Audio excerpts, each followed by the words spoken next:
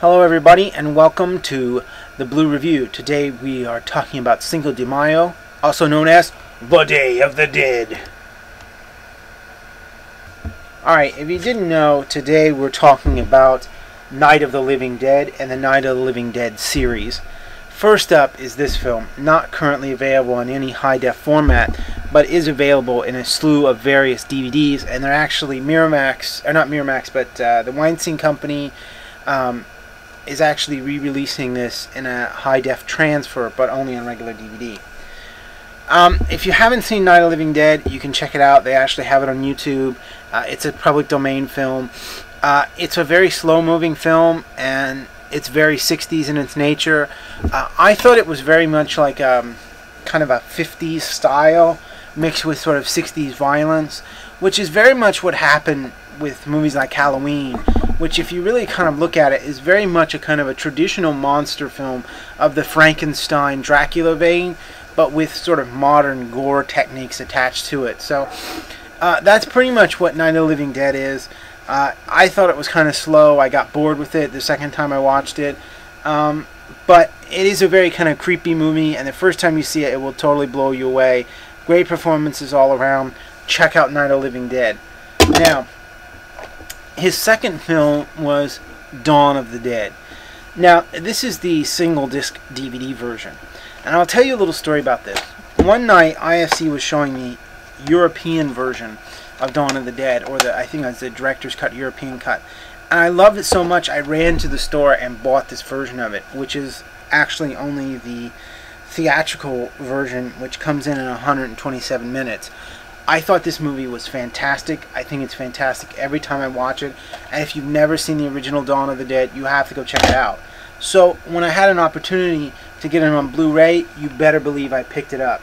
Now, one thing that's interesting about this disc is that it actually says that it features DTS audio, but it doesn't have anything on it on the back. So I don't know. The original movie actually did feature DTS audio, the original DVD, but apparently this one does as well, I guess. I'm not sure. This is a great Blu-ray. There are three things that make this a great Blu-ray. Number one, it totally blows the regular DVD out of the water. It's not the best Blu-ray movie that you'll ever see in your life, but this is the best Dawn of the Dead is ever going to look. It's got tons of special features on it, commentary by all kinds of different people, film facts, which is exclusive to the Blu-ray disc.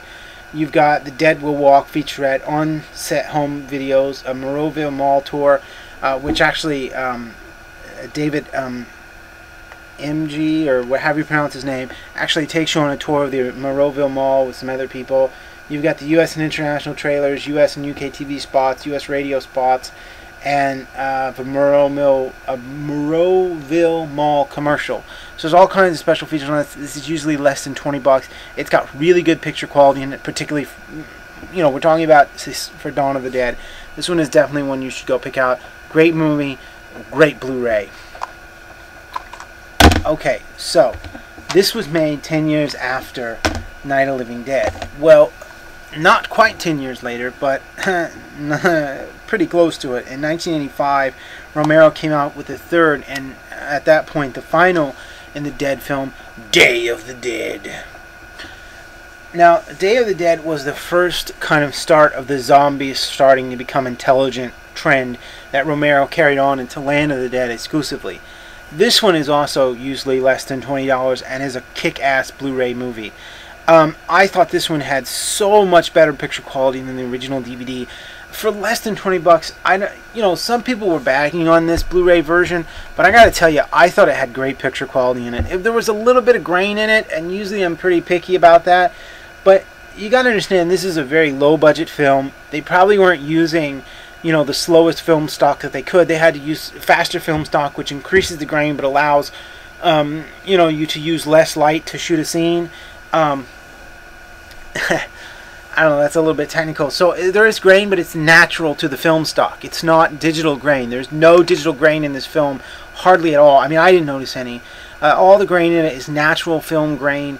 This film, I think, particularly in the part where I guess they're in Miami or someplace, but all the outdoor shots really pop. I thought they really looked great on Blu-ray, and it's a really good movie. and of course there's Boob. And yeah, if you haven't seen this on Blu-ray, you have to go check this one out. This is Day of the Dead. Finally, and the one that I don't have, which is Land of the Dead, which I checked out. I watched all 3 of these movies back to back, and then I got Land of the Dead from Netflix. Land of the Dead is literally my favorite of the Dead films. I love Dawn of the Dead. I think it's a fantastic movie. The European version is amazing. But as far as kind of the zombie movies go, I really thought Land of the Dead was the best. And I'm sure some people are going to, want to strangle me. But it was much more of an action kind of a film. And it did have some decent gore in it, I thought. But this is probably, out of all of them, Land of the Dead looks the best. It's got bright, bold, vivid colors. I mean, it really popped off the screen. While, these films right here are sometimes the colors are toned down, it's actually nothing to do with the Blu-ray transfer. All of the kind of issues that people have talked about with these films are actually either stylistic choices or they're very reminiscent. This looks like an 80s film. It doesn't have those really bold, bright, vivid colors that are more associated with some more recent type films. And this one is very washed in browns and reds and kind of yellows and things that were very popular in the mid to late 70s when this film was shot. The opening sequence with that red carpet is so fantastic, because in every other version that I've ever seen this movie, including the IFC one, the carpet is orange. And I'm not talking like, it's not supposed to be orange. It's supposed to be like a bright, vivid red color.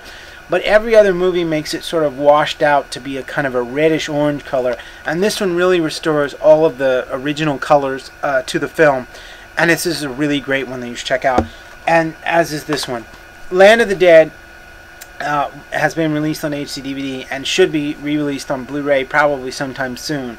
When it is, you guys should really check that one out. It's a great transfer, one of the best I've seen. And it's also a really great movie.